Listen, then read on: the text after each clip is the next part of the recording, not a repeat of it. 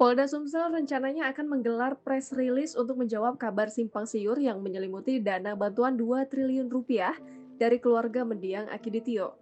Press release dijadwalkan bahkan digelar di Mapolda Sumsel pada Senin 2 Agustus 2021 pukul 15.00 waktu Indonesia Barat. Hal ini diungkap Dir Intelkam Polda Sumsel Kombes Pol Ratno Kuncoro kepada awak media.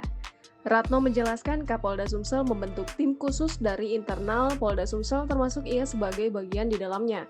Hanya saja belum dijelaskan secara rinci perihal fungsi dan tugas dari tim khusus tersebut. Termasuk apakah dana sebesar 2 triliun rupiah tersebut sudah dicairkan, belum ada penjelasan yang disampaikan.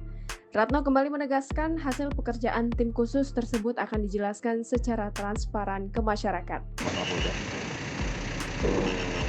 Dan semua akan disampaikan kepada masyarakat secara transparan.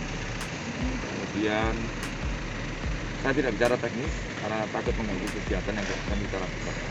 Itu artinya sampai sejauh ini untuk rencana tim ahli kemarin yang akan dibentuk ini berarti sudah direncanakan Dari hari Senin. dari hari untuk saat ini sudah ada, Pak. Untuk tim ahlinya sendiri saat ini sudah ada. Tim khusus Tim khusus. dari internal Polda Sumatera Selatan.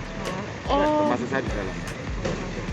Dan nanti hasil pekerjaan akan kita sampaikan ke masyarakat, ke publik, ke media pada jam 3 sore. Jam 3 sore.